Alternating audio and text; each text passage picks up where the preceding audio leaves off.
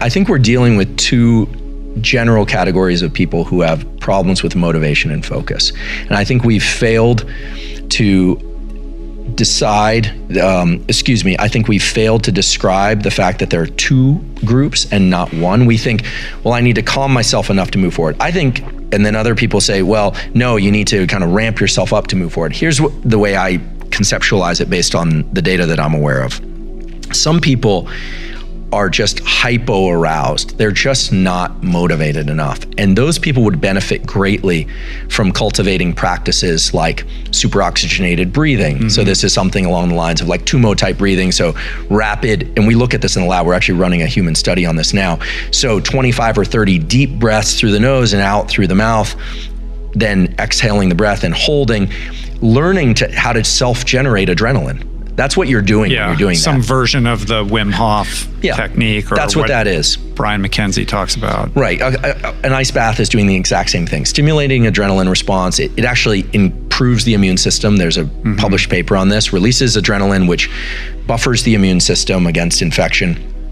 But getting good at taking yourself from low energy to higher energy.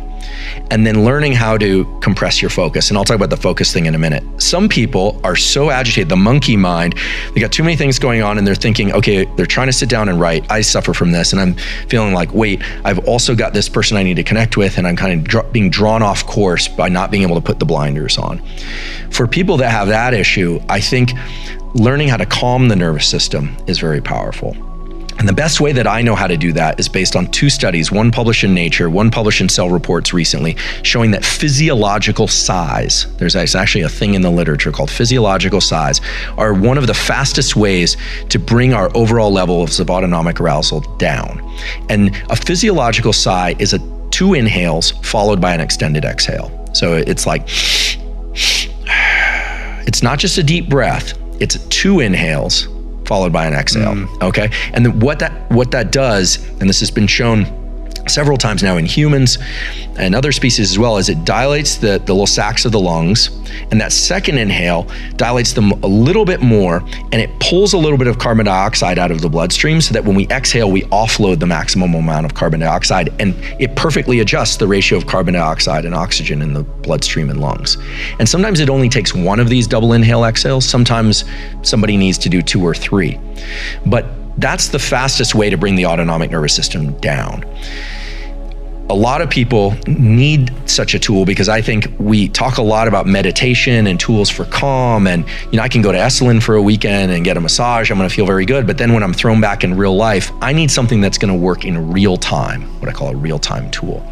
And most people don't know how to control their autonomic nervous system because it's complicated. I can't control my liver function. I can eat, that will calm me, but that has complicated, issues with it too if I'm just eating to calm myself.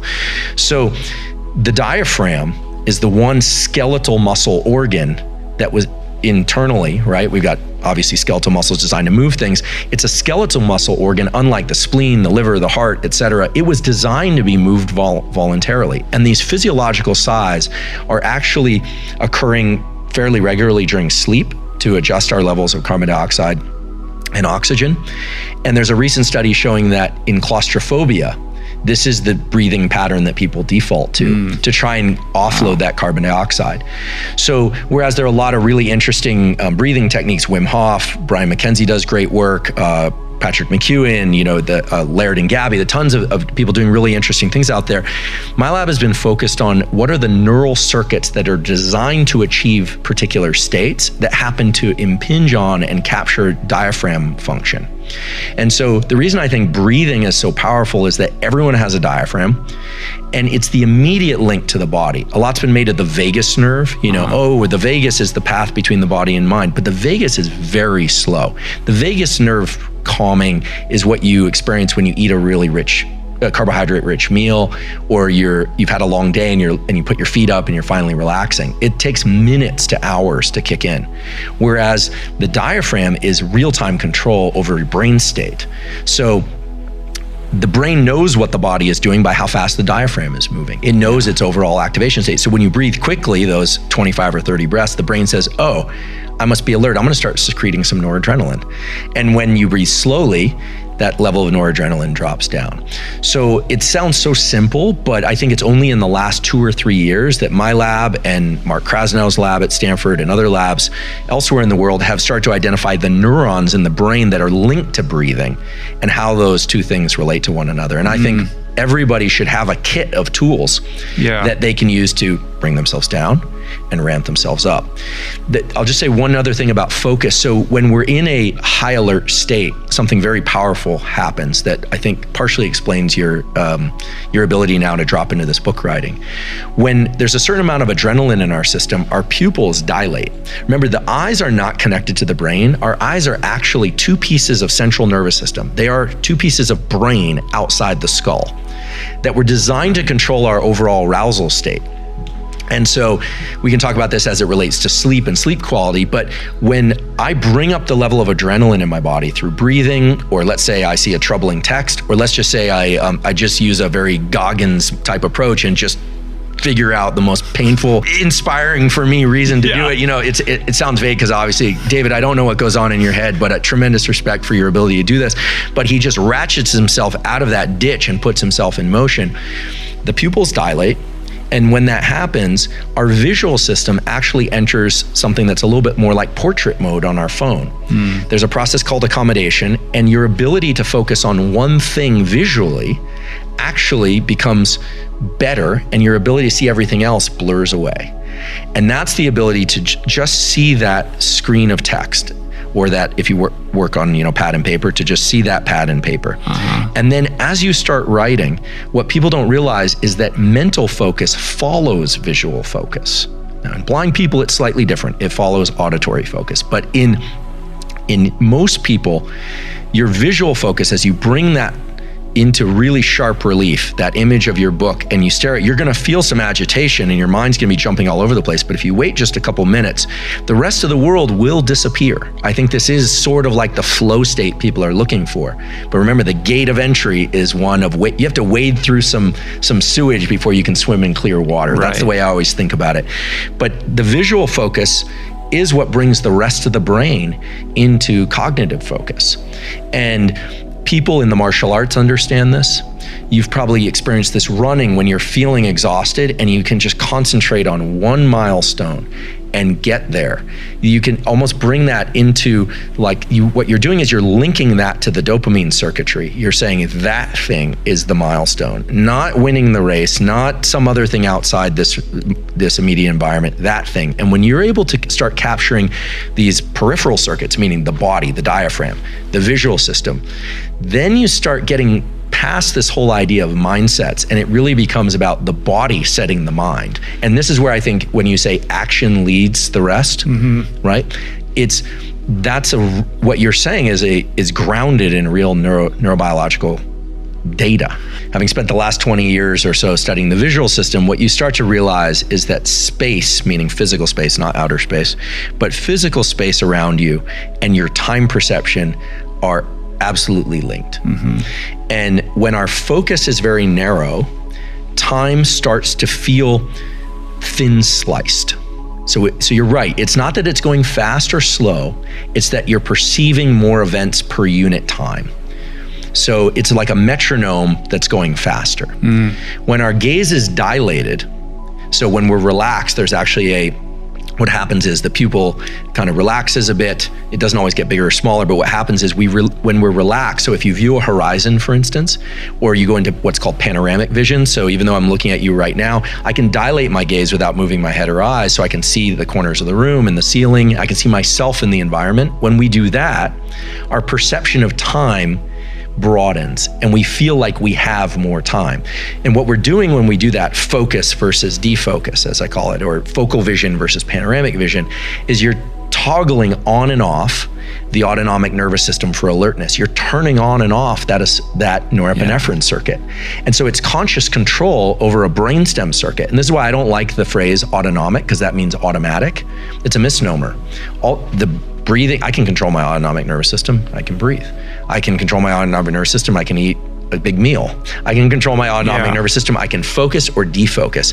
And if you really look at the realm of high performance, what you start to realize is people who are very good at their respective sport or career, or in the special operations community, what they do, are exceptionally good at turning on and off these systems. So they're highly functional at achieving their milestones, but they're not spending out extra energy. Because when you go into panoramic vision, you start to uncouple this space-time thing and you get some rest and relaxation. The way to think about this is, so we go back to duration, path, and outcome. That's the most stringent, high-focus regime for the brain. The way to get better at duration, path, and outcome is to engage in activities that are low duration, path, and outcome, where your brain is not in modes of analyzing duration, path, and outcome. What's the one phase of our life when we're not thinking about duration, path, and outcome at all? Sleep. And so the reason why you can pull somebody's mind apart, their ability to think rationally and analyze duration, path, and outcome by sleep depriving them, is because sleep, despite all its neurochemical complexity, is really when we restore our ability to analyze duration, path, and outcome. Now you think about buds and you go, no wonder they sleep deprive them. They're trying to figure out who has the ability to control these mechanisms and who doesn't. Most people fail.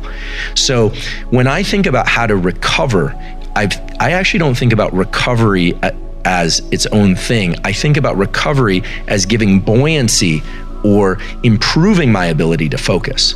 So sleep is a turning off of these brain circuits that are thinking about what's happening next. So some people experience challenges in falling asleep. They need to learn how to turn off thinking. And there's actually a way to do this. We're doing a study on this now. It relates to hypnosis that would be fun to talk about. And we can, if you like. Yeah. The other thing is that just merely going into panoramic vision, say between a meeting, instead of looking at your phone, more focal vision.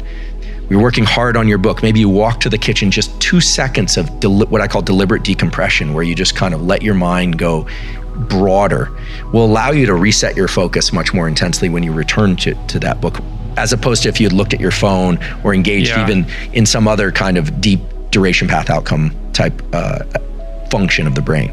So when you start thinking about meditation, it's also valuable because a lot of meditation involves focusing on your breath. I actually think a lot of people are spending out this ability.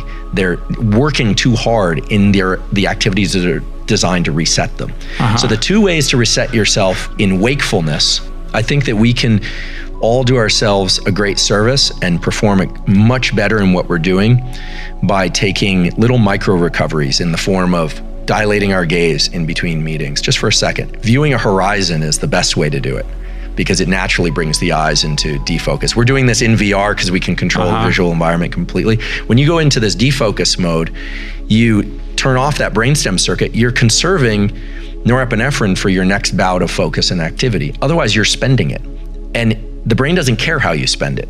Doesn't care if it's on Instagram, doesn't care if it's watching the news. But learning how to defocus and then refocus very quickly can get you through a race that you wouldn't otherwise have been able to get through.